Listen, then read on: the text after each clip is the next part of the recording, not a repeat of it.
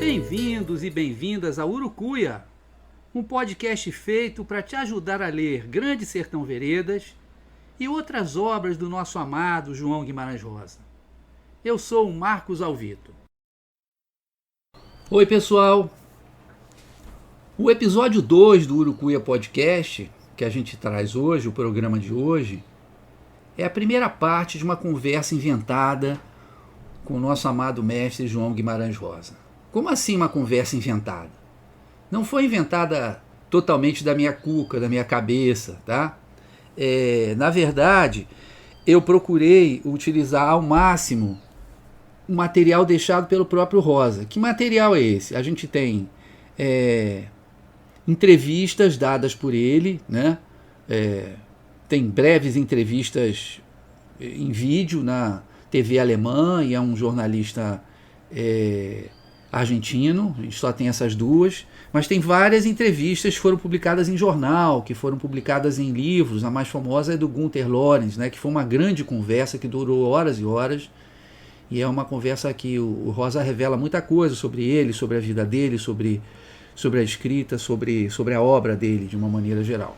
Além disso, a gente tem a correspondência do Guimarães Rosa, que está presente em alguns livros. Tem alguns livros de correspondência dele com os tradutores, com o tradutor alemão, com o tradutor para o italiano, né, o Eduardo Bizzarri. A gente tem livros escritos sobre ele por pessoas muito próximas, como o tio Vicente Guimarães, que escreveu um belíssimo livro sobre Joãozito, sobre a infância do Guimarães Rosa, conviveu diretamente com o Guimarães Rosa nessa época. A gente tem um livro da filha dele, da Vilma Guimarães Rosa, da filha mais velha, que também coloca várias cartas que o Rosa escreveu para o pai. A gente tem, enfim, várias pessoas, diplomatas, amigos, jornalistas, que fizeram livros com a correspondência deles com o Guimarães, né?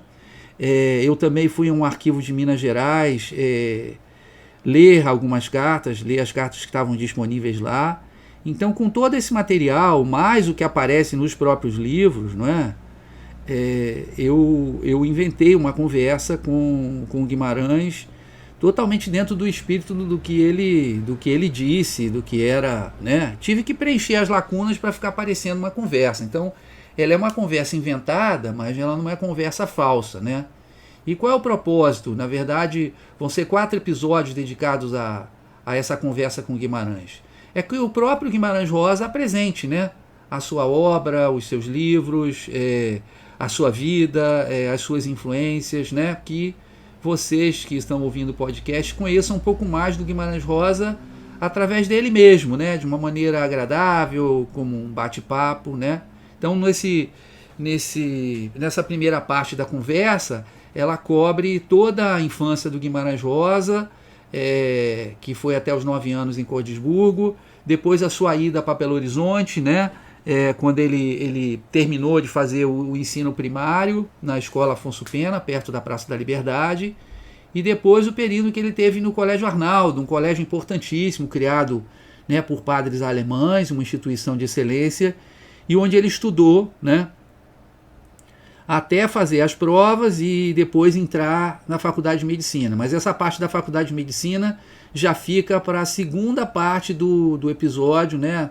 No próximo episódio aqui do podcast. Então, espero que vocês gostem dessa conversa com o Guimarães, né? Sabendo que ela é inventada, sim, ela é criada, mas enquanto conversa, mas ela utiliza ao máximo tudo aquilo que o Guimarães Rosa falou e escreveu, tá? Ela busca ser fiel ao pensamento do Guimarães Rosa. Então, com vocês, esse bate-papo entre Marcos Alvito e o mestre João Guimarães Rosa, tá, gente? Valeu, um beijo, tchau! Querido mestre João Guimarães Rosa, obrigado por me receber. Comecemos pelo fim.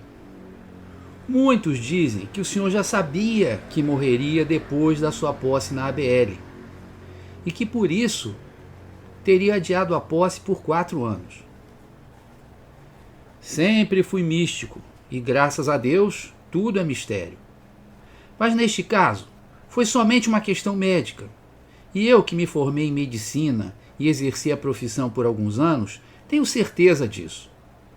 Eu morri aos 59 anos, mas desde os 46 tive problemas de saúde e aos 50, um primeiro infarto. Trabalhava muito, fumava, estava com excesso de peso. A morte já estava rondando. Cheguei a passar um mês acamado. Deve ser vingança do diabo, que ataquei no Grande Sertão Veredas. E por conta do problema do coração, os médicos tinham recomendado que eu fugisse de emoções fortes. Até mesmo nos aniversários de família, eu chegava mais cedo e logo ia embora para evitar que uma comoção maior me fizesse mal. Em 63 fui eleito para a Academia Brasileira de Letras. Um antigo sonho, mas fui postergando a posse estritamente por causa da questão de saúde. Sobre isso inventaram razões, especulações, criam teorias. À época, eu estava à frente do Serviço de Demarcação de Fronteiras, o dia inteiro a fazer reuniões, a receber pessoas, a tratar de casos importantes, ditar cartas e ofícios. Costumava sair de Itamaraty às 9 horas da noite, para voltar na manhã do dia seguinte. Eu estava arrastado, premido, atormentado sob o peso de tamanhas coisas.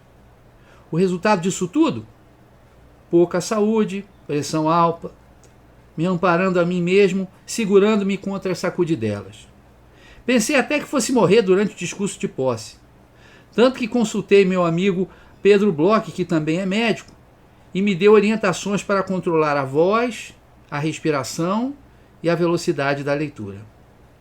Eu estava tão preocupado que nem pude prestigiar o lançamento do primeiro livro de minha filha Vilma, 3 dias antes da cerimônia na ABL. Para esta, inclusive, para a cerimônia, combinei com meu amigo Josué Monteiro um código. Se eu passasse o dedo na sobrancelha direita, é porque estaria passando mal e ele deveria me socorrer. O senhor ainda tinha muitos projetos literários? Muitos. Foi terrível a morte prematura, pois ainda trazia dentro de mim muitíssimas histórias. Precisava de mais tempo para contar tudo o que queria contar. Naquele momento eu estava começando a escrever a biografia de um rio. Seria algo totalmente diferente de tudo o que eu havia feito. O escritor, naturalmente só o bom escritor, é um descobridor. Você deve ter reparado uma coisa. Eu nunca repito as minhas soluções. Mas, afinal, o que fazer? Quando um homem morre, é quando vem inteiro pronto de suas próprias profundezas. A gente morre é para provar que viveu. O que vale real é a graça de Deus e a salvação da alma. O resto é bobagem. E este novo livro seria, como tudo que o senhor escreve, genial. Coisa nenhuma. Eu diria trabalho, trabalho e trabalho. Pode-se falar em 2 fases. A inspiração vem, é brilhante, é gostoso experimentá-la, é viva em geral. É uma delícia pensar, viver. É a única parte realmente agradável. A segunda fase é a parte da procura, do trabalho, da luta, da gestação. É um processo demorado. Misturo-me com o assunto, ponho o assunto dentro de mim, depois ponho para fora de mim, depois eu entro dentro do assunto. O rio é um tema-chave na sua obra. Gostaria de ser um crocodilo vivendo no Rio São Francisco. O crocodilo vem ao mundo como um mestre da metafísica, pois para ele cada rio é um oceano, um mar da sabedoria. Gostaria de ser um crocodilo, porque amo os grandes rios, pois são profundos como a alma do homem. Amo ainda mais uma coisa de nossos grandes rios, sua eternidade. Sim, o rio é uma palavra mágica para conjugar eternidade. O narrador vai ser um crocodilo? Calma, Marcos. Gosto de trabalhar meus livros em segredo. E agora tenho a eternidade para escrevê-lo, que combina com o tema. E agora vamos para o começo. Como foi sua infância? Por um lado, muito boa. Em 1908, Cordisburgo era um arraial, uma aldeiazinha, uma pequenina terra sertaneja atrás montanhas, no meio de Minas Gerais. Fui batizado com água do rio Urucuia. Eu tinha 5 irmãos, mas era o mais velho. Não precisava me preocupar. Todos me chamavam de Joãozito. Morávamos numa casa confortável, vovó Chiquinha vivia conosco, mimava o primeiro neto com broas de milho, rosquinhas de leite, biscoitos de polvilho e doce de figo. Minha mãe, Chiquitinha, era filha de um fazendeiro importante, o homem que mandara calçar as primeiras ruas de Cordisburgo. Mamãe era carinhosa, mas muito exigente, no que diz respeito ao asseio, à limpeza, sobretudo da comida, mania que ela me transmitiu. Papai, Flor Duardo Pinto Rosa, era uma figura ímpar. Homem muito rigoroso. Quando eu era menino, me levava para caçar com ele. Quando eu avistava a caça, gritava por papai: "Papai, papai!" Ele vinha correndo e a caça fugia. Um dia papai desconfiou que eu gritava de propósito, para que ele não pudesse matar os bichos, e nunca mais me levou. Papai era de tudo um pouco. Juiz de paz, resolvia disputas buscando a conciliação entre as partes, fazia casamentos, organizava eleições. Conhecia todo mundo na cidade e era famoso por ser caçador de onças e contador de história de primeira. Fico pensando que minha bossa de escritor eu herdei dele. Seu ganha-pão e de toda a família era a venda que mantinha na parte da frente da casa, debruçada sobre a estação ferroviária de Cordisburgo. Desde pequeno, o sertão veio até mim. Como assim o sertão veio até o senhor? É que com a inauguração da estação ferroviária de Cordisburgo, 4 anos antes do meu nascimento, os criadores de gado do sertão passaram a enviar boiadas para serem embarcadas para o Rio de Janeiro e Belo Horizonte.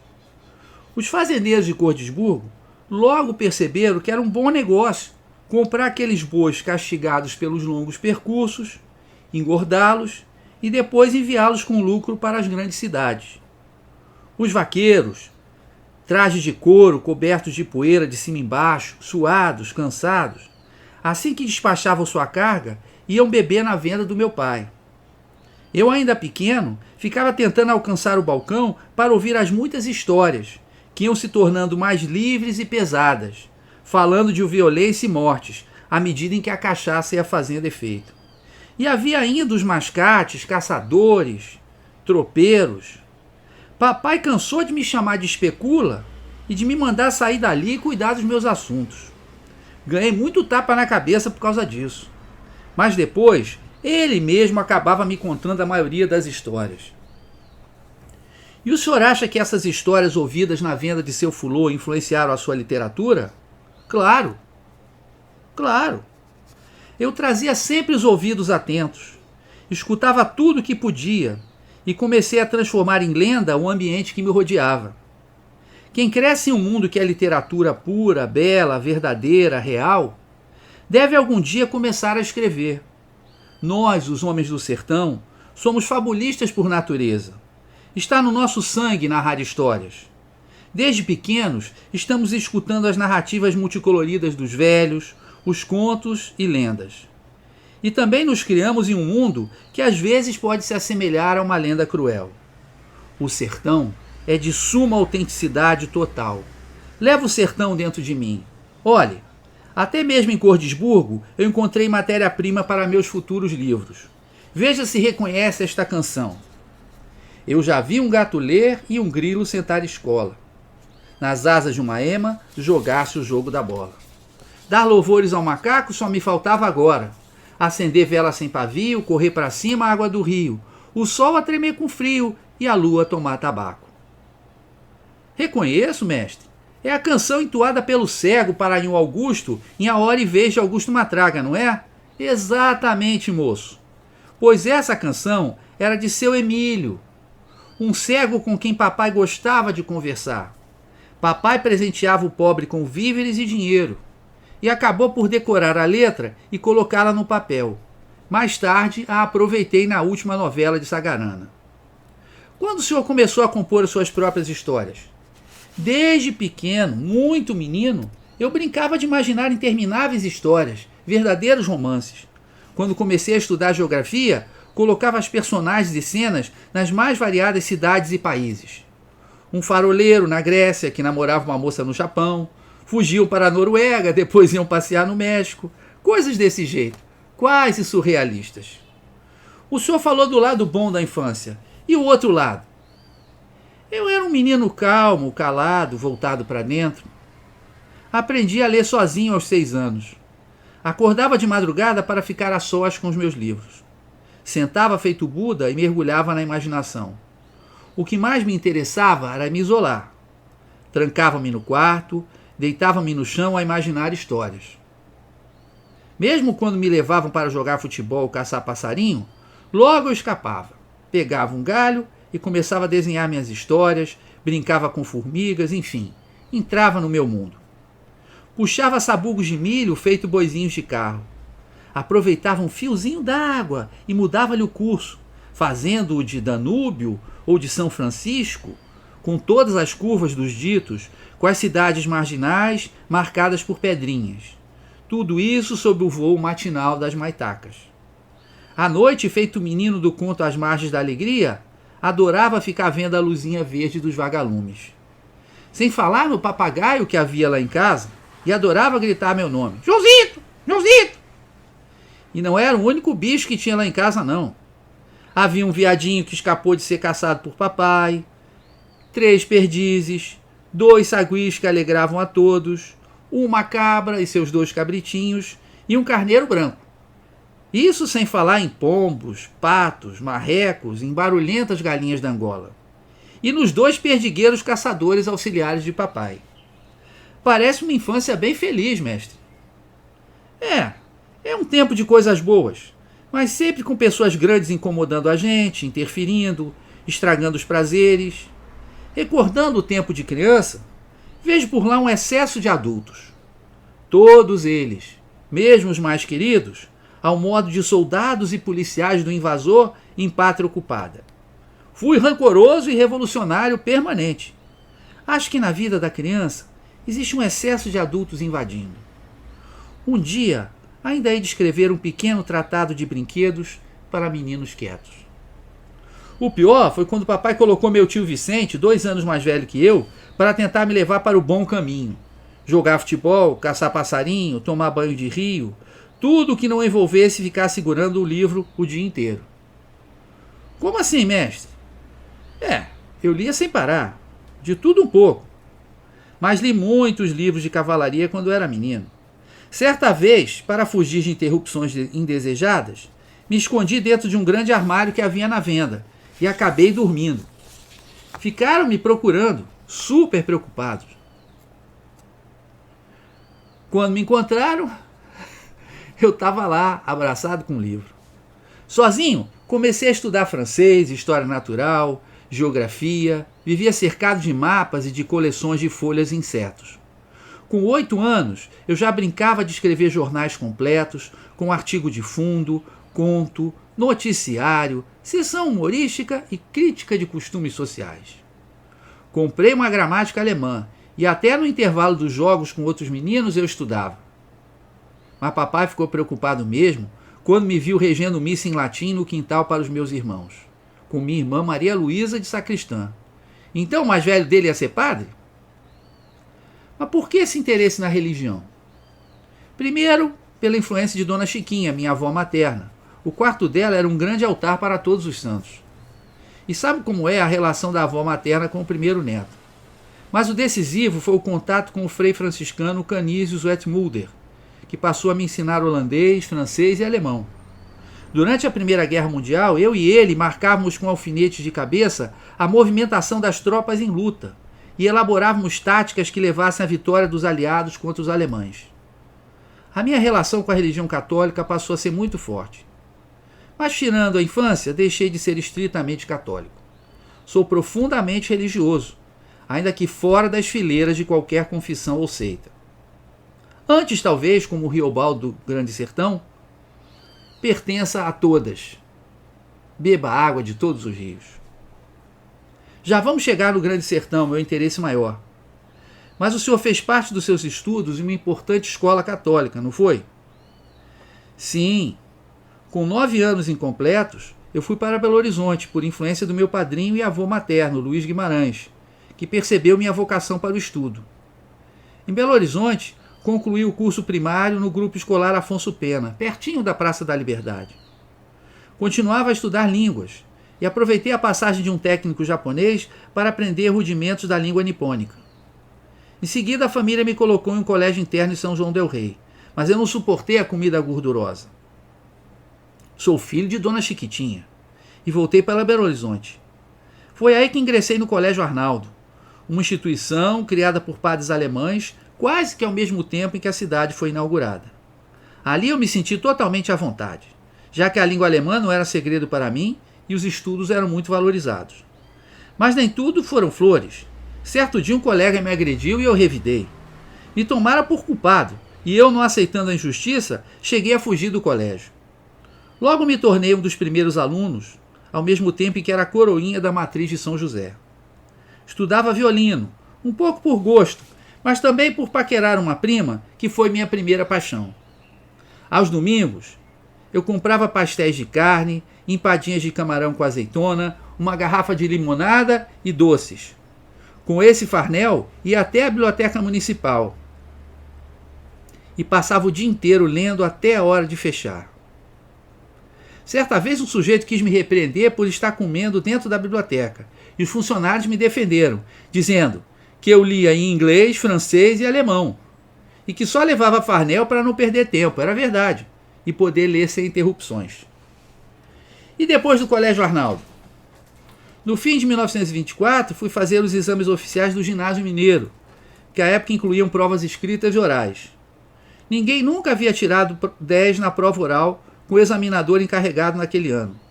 Ele tentou me fazer cair numa armadilha, me perguntando qual era o canto do pinguim, que é uma ave, afinal. Eu lhe respondi que o pinguim não cantava, fazia um barulho parecido com um zurro. Eu era muito estudioso e consegui a nota máxima. Agora, com 16 anos, as portas estavam abertas para a entrada no curso de medicina, para trilhar a mesma carreira que meu avô ou padrinho. Mas a gente vai parar essa conversa agora, né, mestre? Vamos continuar no próximo episódio do podcast. Tudo bem com o senhor? Tudo bem assim? Tudo bem, macho, sem problema. No próximo episódio a gente volta a conversar então.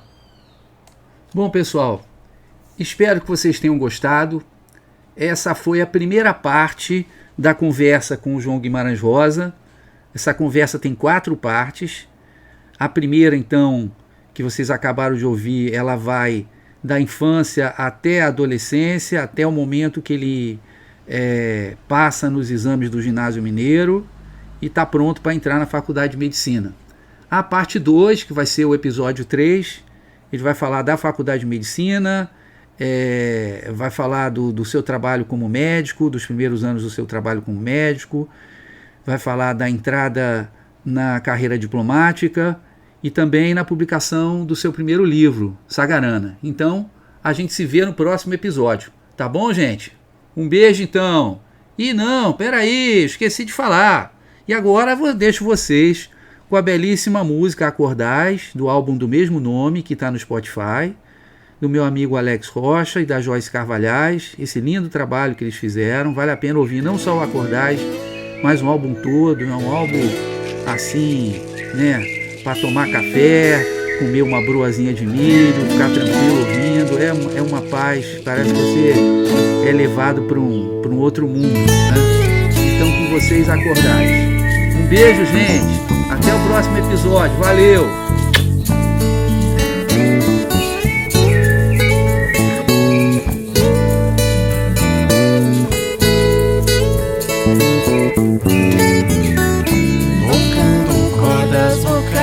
Quem tá dormindo, acordais. Quem tá dormindo, acordais. Quem tá dormindo, acordais. A casa agora adentrais. Quem tá dormindo, acordais. Quem tá dormindo, acordais. Quem tá dormindo, acordais. Peço licença ao Senhor, trago cantigas de paz, viola fina ensaiando o pôr do sol. paz, passarinho vem se achegando, som entre os laranjais.